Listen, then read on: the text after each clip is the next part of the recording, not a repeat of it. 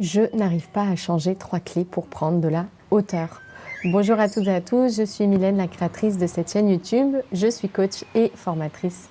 Et dans cette vidéo, j'aimerais revenir sur cette problématique. J'ai reçu encore cette semaine des commentaires en ce sens-là de personnes qui me disent j'ai beau faire des efforts, j'ai beau essayer plein de choses, j'ai beau savoir plein de choses, je n'arrive pas à changer concrètement au quotidien. Mes comportements, globalement, restent les mêmes, mes réactions restent les mêmes et j'ai vraiment du mal à sortir de ces schémas. C'est une question que je me suis beaucoup posée moi-même, comme vous vous en doutez, parce que moi aussi j'essaie de changer des choses au quotidien et que je m'aperçois parfois que c'est difficile, que ça demande beaucoup d'efforts, que ça demande d'aller puiser dans des réserves, des sources de motivation parfois complexes. Et je me suis rendu compte d'une chose importante, c'est qu'on n'arrive pas à changer quand on agit au niveau de l'expression, on pourrait dire, du problème de fond, quand on agit au niveau du symptôme. C'est très difficile de changer quand on reste en fait dans le mode de fonctionnement qui a créé le problème, quand on reste quelque part au niveau du problème lui-même. Par exemple, j'ai un problème au niveau de mon comportement, en tout cas mon comportement me met la puce à l'oreille et j'essaye d'agir directement sur le comportement lui-même. Ou alors, je m'aperçois que j'ai des pensées limitantes qui sont présentes et donc j'essaie de modifier ces pensées-là. À mon sens, quand on fait ce genre de choses, on reste en fait sur le, on va dire, le niveau d'expression du problème, sans voir qu'en réalité, ce qui se présente à moi comme un problème, c'est l'expression de quelque chose qui est ancré plus profondément, ou alors c'est l'ignorance. À mon sens, on peut le voir dans les deux sens, soit on manque de profondeur, on ne va pas à la racine du problème, soit à mon sens on manque de hauteur, c'est-à-dire qu'on considère simplement le problème du point de vue du problème et on ne voit pas, en fait, on ignore quelque part on pourrait dire nos corps supérieurs, les plans supérieurs, et donc on reste en fait dans cette vibration du problème. À mon sens, ça, c'est vraiment ce qui explique que le changement soit si difficile. Et encore une fois, quel que soit le niveau de changement, que j'essaie d'agir au niveau du comportement, que j'essaie par exemple de modifier une émotion qui ne me convient pas et de la remplacer par d'autres émotions, que j'essaye de changer des croyances, donc de remplacer des croyances limitantes par des croyances soutenantes. À mon sens, si on essaie simplement d'agir au niveau du corps concerné, au niveau du plan concerné, sans prendre de hauteur, on va se retrouver toujours face à la même chose. Je vais devoir faire beaucoup d'efforts pour remplacer mes croyances limitantes par de nouvelles croyances. Je vais devoir faire beaucoup d'efforts pour remplacer une émotion dite négative qui est là par une émotion positive. Je vais faire beaucoup d'efforts pour remplacer un comportement par un autre comportement. Donc à mon sens, la clé, vous l'avez compris dans le titre de cette vidéo, c'est vraiment de prendre de la hauteur. Si je n'arrive pas à changer, c'est parce que je suis à un niveau de compréhension de ce qui se passe, qui est le niveau de vibration du problème lui-même, en réalité.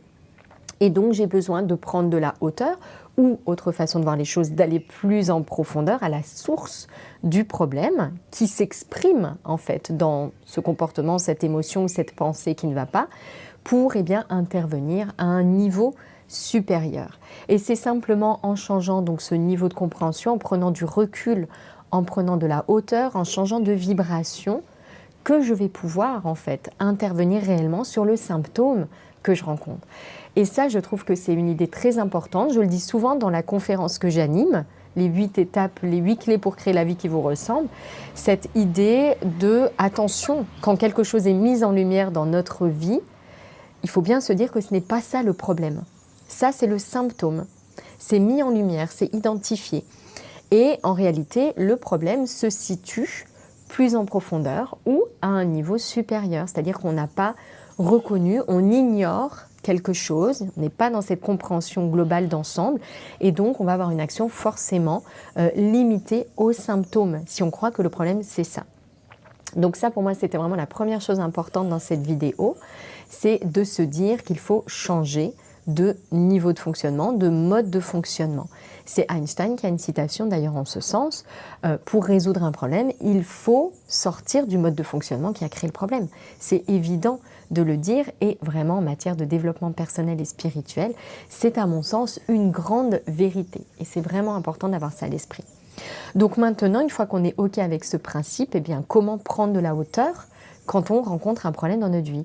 Encore une fois, que ce soit un comportement qu'on veut changer, une émotion dont on veut prendre soin, une croyance qu'on aimerait eh bien, transformer en une croyance plus soutenante. Pour moi, donc, la clé, c'est de prendre de la hauteur, de changer de vibration, de changer de plan, on pourrait dire, de travail, pour que ça puisse impacter, en fait, les plans inférieurs. Donc, pour moi, la première chose ici, ça va être de faire une pause, d'avoir du silence, d'avoir de l'espace, pour pouvoir déjà prendre conscience de ce problème qui est présent, de ce symptôme, plus exactement, qui est révélé, qui est mis en lumière. Ça demande de l'espace pour déjà pouvoir conscientiser ce qui est là. De l'espace, c'est-à-dire avoir un peu de place dans sa vie pour ça. Faire de ce travail sur soi, de ce grand rôle, de cette grande mission, une priorité. Donc ça demande déjà de l'espace, de la place. La deuxième chose, à mon sens, à faire, deuxième clé pour prendre de la hauteur, eh bien, c'est ce changement de paradigme. Ce changement de paradigme, c'est-à-dire, au lieu d'intervenir au niveau du problème lui-même, j'ai besoin d'aller plus haut ou d'aller plus en profondeur, encore une fois, selon comment on voit les choses. En tout cas, vous voyez bien cette idée d'une sorte d'axe vertical, qui est vraiment une image que j'ai, qui me parle à ce titre-là. Changer de paradigme pour pouvoir eh bien, élever ses vibrations, considérer les choses dans leur ensemble, considérer que même si là, il y a un problème localisé, du point de vue de l'amour, d'un point de vue plus élevé, c'est juste ce qui se passe. C'est juste. Ça s'inscrit dans un cadre plus large, plus global, d'une mission d'éveil à moi-même que j'ai à accomplir, d'un grand rôle que l'univers m'a confié en me choisissant. Vous voyez, cette idée-là, elle est différente, elle a davantage de recul, elle englobe les souffrances, elle englobe les problèmes, elle englobe les difficultés. Et c'est à mon sens ce changement de regard qui est pour moi vraiment la bascule du développement personnel au développement spirituel. C'est le moment où on réalise qu'au-delà de l'individu que nous sommes, il y a quelque chose qui doit circuler, quelque chose qui doit passer. En tout cas, pour moi, ça a été vraiment un grand moment de bascule. Donc la deuxième chose, c'est ça, c'est ce changement de paradigme. Je propose d'autres vidéos qui parlent un peu plus de ça, comme les 5 croyances à changer pour renforcer son développement personnel et spirituel. Voilà, je tournerai également d'autres vidéos sur cette question-là, où on change du développement personnel à spirituel. Des vidéos pour ancrer sa spiritualité au quotidien également, ou pratiquer la spiritualité au quotidien. Ça, j'en ai parlé récemment. Et donc, pour moi, ça, c'est vraiment la deuxième étape. La troisième étape, pour pouvoir prendre de la hauteur, elle est difficile. Mais c'est une étape de lâcher. Alors, je déteste l'expression de lâcher prise, mais je m'aperçois qu'elle a vraiment sa place ici. C'est l'idée de, oui, il faut lâcher quelque chose. C'est compliqué parce que dire au mental de lâcher quelque chose, c'est dur. Lui, il s'accroche, il veut comprendre, il veut savoir. Il prend beaucoup de place dans notre cheminement. L'idée est simplement de changer la place qu'il occupe. Lui donner un rôle très important, mais vraiment un rôle d'outil au service du cœur, au service de l'âme, au service de notre mission d'éveil à nous-mêmes. Et donc ça, c'est une bascule importante aussi à faire. Donc pour moi, la troisième étape, c'est celle-ci, c'est d'apaiser peu à peu le mental pour le remettre à sa place d'outil et donc lâcher quelque chose qui s'accroche pour pouvoir laisser justement ce flux de la vie circuler et pouvoir eh bien, davantage jouer ce rôle que j'évoquais, à savoir d'individu au service, on pourrait dire, d'une mission supérieure, qui est comme un canal, comme un relais. Donc voilà à mon sens, vraiment ces 3 étapes pour prendre de la hauteur. Et vous l'avez compris, si on n'arrive pas à changer, c'est parce qu'on manque, à mon sens, justement de ce pas de recul, de ce pas de côté, de cette hauteur. Vraiment d'englober davantage le problème qu'on rencontre dans une mission plus vaste, dans un rôle plus vaste qui va englober nos différents corps, différents plans. Voilà ce que je souhaitais vous partager dans cette vidéo. Si ça vous parle, si ça résonne, je vous invite à voir ma conférence 8 étapes clés pour créer la vie qui vous ressemble, qui reprend vraiment du début, les grandes aptitudes à cultiver pour entrer de manière équilibrée sur ce chemin de développement personnel et ensuite spirituel. Merci beaucoup pour votre écoute. N'hésitez pas à me laisser un petit commentaire, un petit like, même si je ne réponds pas toujours. C'est vraiment important pour moi, précieux pour moi de recevoir ces commentaires. Passez une belle journée, à très bientôt.